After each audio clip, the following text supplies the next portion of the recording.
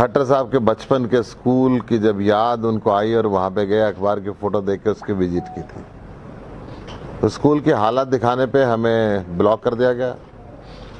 हमने कहा कि बीजेपी भाग गई, तो अनब्लॉक किया। फिर उन्होंने हमें निमंत्रण दिया कि हम आए और हरियाणा के शानदार स्कूल को देखें। हमने शानदार स्कूलों को देख के उनकी वीडियो बनानी शुरू की, फेसबुक पे डाली, ट्विटर पे डाली, बीजेपी हरियाणा को भेजी।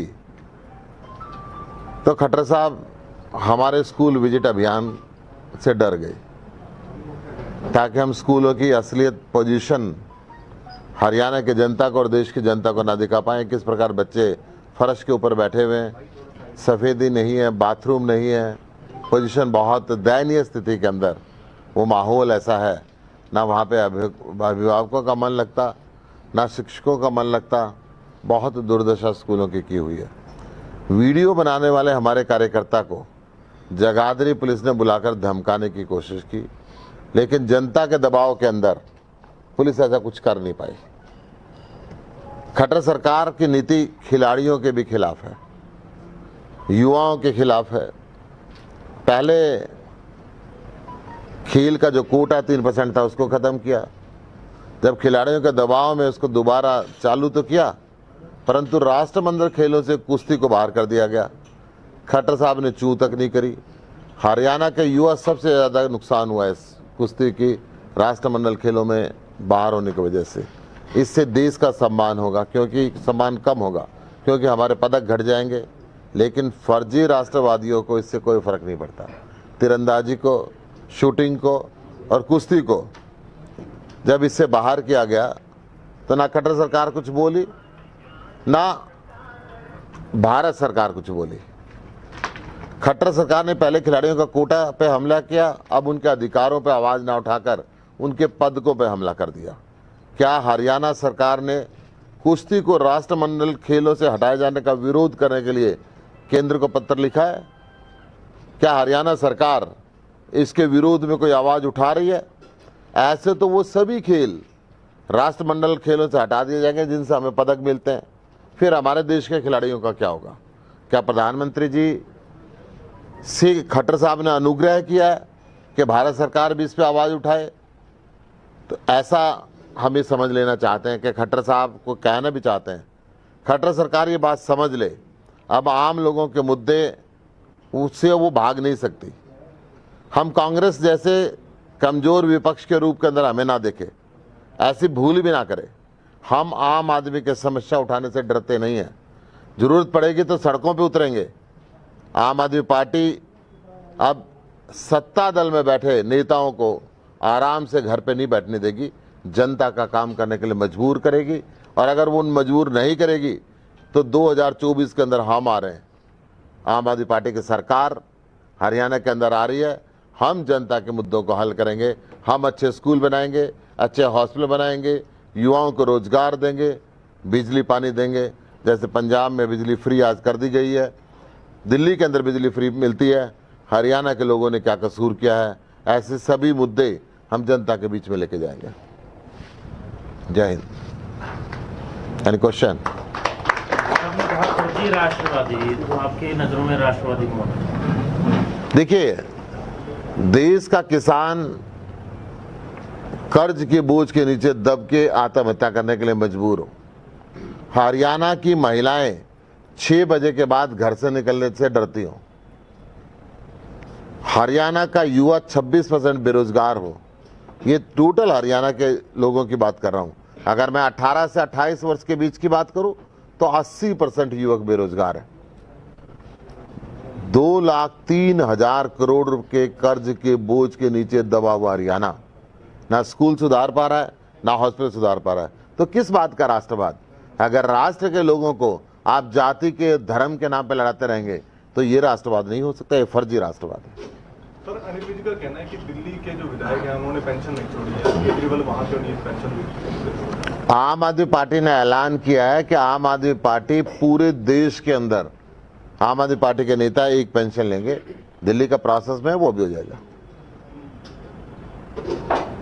हरियाणा में आपके क्या मुद्दे रहेंगे आने वाले समय में? या क्या किन मसलों पे रहेंगे? अभी आपने सिर्फ शिक्षा की आपने बात करी, इसके अलावा क्या हमारा और बात दिल्ली जैसे स्कूल और कॉलेज बनाएंगे, दिल्ली जैसे मोहल्ला क्लिनिक और हॉस्पिटल बनाएंगे, महिलाओं के सम्मान के लिए जैसे दिल्ली में हमने बस यात्रा मुफ्त की है, पंजाब में 1000 रुपये प्रति महिला को देना तय किया है। महिलाओं का सम्मान में दिल्ली के अंदर सबसे ज़्यादा सुरक्षा के लिए कैमरे लगे हैं, पूरे दुनिया की राजधानियों में सबसे ज़्यादा कैमरे लगे हैं। हम वो सब काम करेंगे। हम युवकों को रोज़गार देंगे। 20 लाख युवकों को रोज़गार का बजट दिल्ली सरकार ने निकाला है और दिल्ली के अंदर सबसे कम बेरोजगारी है।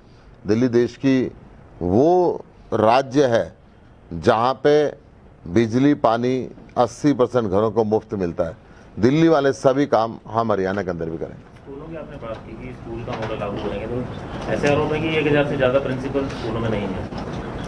देखिए, दिल्ली में तो कोई स्कूल ऐसा नहीं है जहाँ प्रिंसिपल ना हो, परंतु हरियाणा के अंदर तकरीबन ऐसी स्थिति है। आप इसको वास्तविकता तथ्यों के अंदर जांच लें। अभी हरियाणा के अंदर आम आदमी पार्टी की सरकार नहीं आई है, लेकिन चंडीगढ़ के अंदर आते ही पहला पंजाब के अंदर आते ही पहला मुद्दा चंडीगढ़ को लेकर के उठा। तो आपको लगता है कि हरियाणा और पंजाब के अंदर चंडीगढ़ को लेकर के अब लड़ाई छिड़ चुकी है? बिल्कुल नहीं। ये बीजेपी और कांग्रेस दोगली चेहरे रखते हैं, दोगली नीति रखते हैं। मैं वही बता रहा हूँ आपको। केंद्र के अंदर कांग्रेस की सरकार रही, हरियाणा में 10 साल कांग्रेस की सरकार रही, उससे पहले भी कई बार रही। पंजाब में कांग्रेस की सरकार रही। ना इन्होंने चंडीगढ़ का मुद्दा हल किया, ना इन्होंने एसवाईएल का मुद्दा हल किया। आज बीजेपी के केंद्र में सरकार है, हरियाणा में बीजेपी की सरकार है। वैसे तो कैप्टन साहब की सरकार भी बीजेपी की थी, परंतु उससे पहले बादल और बीजेपी की सरकार थी। ना इन्होंने चंडीगढ़ का मुद्दा हल किया, ना इन्होंने एसवाईएल का मुद्दा हल किया, क्योंकि ये चाहते नहीं मुद्दा हल हो, ये मुद्दा बना के रखना चाहते हैं। आम आदमी पार्टी की सरकार जब दिल्ली के अंदर आई तो हमारे से सर्विसेज छीन ली, हमारे से पुलिस एंटी करप्शन ब्रांच छीन ली। आम आदमी पार्टी की सरकार पंजाब के अंदर आई तो चंडीगढ़ के ऊपर से पंजाब के रूल छीन लिए गए। आम आदमी पार्टी से इनको डर बहुत लगता है, क्योंकि आम आदमी पार्टी काम करती है, काम करेगी तो इसकी पूरे देश के अंदर पकड़ बनती जा रही है। चंडीगढ़ के अंदर जब विधानसभा में ये रेजोल्यूशन पास हुआ कि चंडीगढ़ पंजाब का, कांग्रेस का दोगला चेहरा देखिए। कांग्रेस के एक एक विधायक ने चंडीगढ़ के अंदर चंडीगढ़ पंजाब का होना चाहिए, इसके लिए पंजाब में वोट दी, और हरियाणा में ये निंदा प्रस्ताव पारित कर रहे हैं। क्यों? वहाँ पे उनकी आंख बंद थी, वहाँ की उनकी कांग्रेस अलग है, यहाँ की कांग्रेस अलग है। चंडीगढ़ के लिए जब प्रस्ताव हरियाणा की विधानसभा में पास हुआ तो वहाँ पे बीजेपी के विधायक वॉकआउट कर रहे थे, उसके विरोध में वोट नहीं दी, मौका दिया कि हाँ पंजाब को जाए, और हरियाणा में निंदा प्रस्ताव पारित कर रहे हैं। मैं आपके चैनलों के माध्यम से कहना चाह रहा हूँ, खट्टर साहब, निंदा प्रस्ताव करने से हरियाणा वालों का भला नहीं होगा। 20,000 करोड़ रुपए अपनी राजधानी बनाने के लिए मांगो, और चंडीगढ़ पे आधा हिस्सा हमारा है, वो बरकरार रहना चाहिए। अगर हमारी सरकार, खट्टर सरकार, ये काम नहीं कर पाती है तो 2024 में हमारी सरकार आ रही है। हम वायदा नहीं कर रहे, गारंटी दे रहे हैं। पंजाब में भी हमारी सरकार होगी, हरियाणा में भी हमारी सरकार होगी।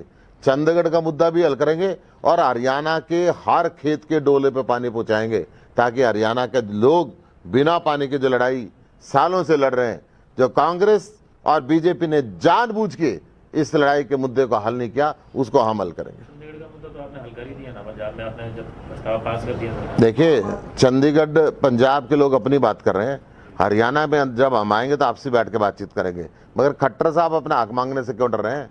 क्यों नहीं केंद्र सरकार से अपना हक मांगते? निंदा प्रस्ताव पारित करने से चंडीगढ़ मिलेगा क्या हरियाणा वाले लोगों को? हरियाणा का आधा हक है, बराबरी का हक है। हम हरियाणा के लोगों के साथ खड़े, क्यों मांगे? वो क्यों मांगने में शर्मा रहे हैं?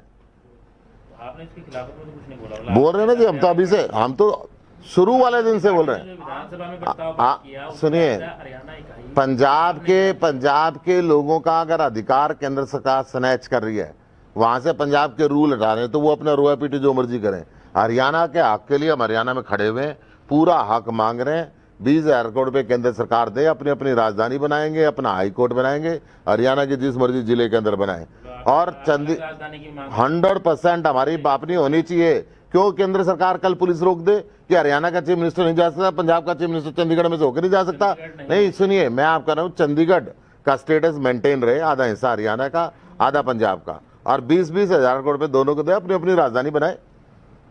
अब पंजाब के अंदर आम आदमी पार्टी की सरकार है, तो हरियाणा को SYL का पानी कब तक मिल सकता है? देश का 65% इंटरनेशनल ट्रीटी के हिसाब से पानी पाकिस्तान के अंदर फ्री में बह रहा है, जिसकी तरफ ये सरकारें ध्यान नहीं दे रही।